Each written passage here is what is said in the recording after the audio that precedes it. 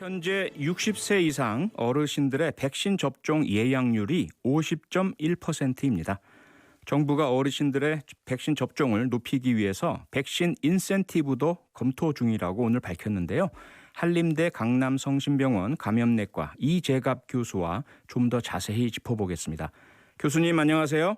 예, 안녕하세요. 네, 현재 60세에서 74세 사이 어르신들의 백신 접종 예약률이 50.1%, 그러니까 대상이신 분들 중에 절반 정도가 맞겠다고 예약을 하신 건데 이 네. 정도 예약률이면 괜찮은 건가요? 아니면 낮은 건가요? 어떻게 보십니까? 일단은 지금 이제 뭐 독감 예방 접종하고 이러시면 65세 이상 어르신들이 거의 한 80에서 90%를 접종을 하시거든요. 아, 그러세요? 그러니까 예약률로 보면 좀 낮은 거긴 한데요. 예. 근데 독감 예방 접종 같은 거는 이제 예약 시스템을 운영 안 하고 본인이 원하는 그냥 의원이나 병원 가서 접종을 하셨다 보니까 네. 이런 예약 시스템이 익숙하지는 않으시거든요. 아하.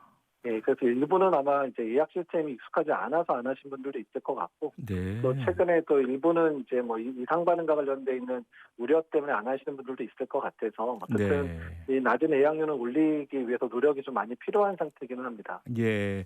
지금 교수님께서 두 가지 원인을 짚어주셨습니다. 하나는 독감 백신과 달리 이번 코로나19 백신은 예약 시스템을 통해야 되는데 여기 익숙하지 않으신 분들이 많으실 것 같다. 또 하나는 부작용에 대한 우려가 있지 않겠느냐라는 일단은 추정이시잖아요. 그렇죠? 네, 그렇죠. 예, 혹시 뭐 그 이외에도 또 예약률이 잘 올라가지 않는 또 다른 이유가 또 있을까요?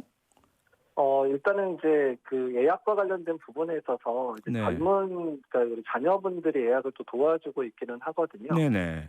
그러니까 이제 그러다 보니까 이제 자녀분들 자체가 이제 예방접종을 선호하지 않으시면 아. 그러니까 부모님의 예약도 이제 못 도와드리는 거죠. 본인이 이제 안 맞았으면 하는 생각 때문에 간접적으로 부모님한테도 자기 생각이 이제 좀 투영이 되는 그런 측면도 조금 보이거든요. 아하, 그 부모님 조금 기다려 보세요. 이런 분들이 많으시다는 말씀이네요. 예, 그런 부분도 있을 거라 생각을 하고 있습니다. 네네.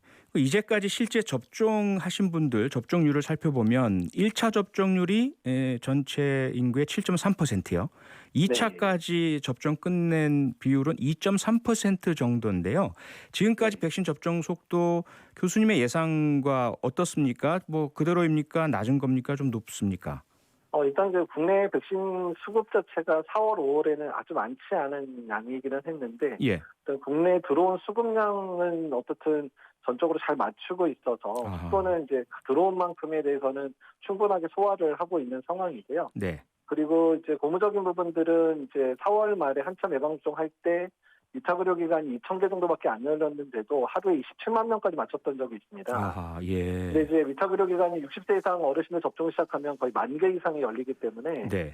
그러니까 백신 수급만 공급만 제때 이루어지면 뭐 하루에 많게는 뭐 50만에서 한 100만까지도 맞출 수 있기 때문에 네네. 어쨌든 우리가 가지고 있는 접종 인프라는 충분하다라는 거고요. 네. 일단 수급만 제대로 되면 속도는 매우 빨라질 수 있다 이렇게 생각을 하고 있습니다. 아하, 수급만 제대로 되면 빨라질 것이다라고 말씀을 주셨는데 일단 정부에서는 수급은 문제 없다라는 입장인 것 같고요.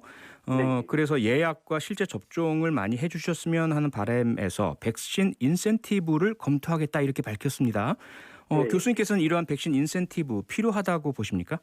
네, 일단은 이제 접종률이 여러 가지 뭐 이상 반응에 대한 언론 보도라든지 백신 효능과 관련돼 있는 좀 이제 그런 보도들이 좀 선정적으로 이루어지면서 네. 좀 오해가 좀 쌓여 있는 측면들이 있거든요. 아, 예. 그러니까 이제 그런 부분들에 있어서 좀 그런 것들을 타개하려는 적극적인 접종 전략들이 필요한 상황이고요. 네. 특히 어르신들한테 적합한 형태의 인센티브들을 제공을 한다면 일부 접종률을 올리는 데 기여할 거라고 생각을 하고 있습니다. 네, 어르신들에게 적합한 인센티브를 적용하면 효과가 있을 것이다라고 말씀 주셨는데 구체적으로 어떤 것이 혹시 있을까요?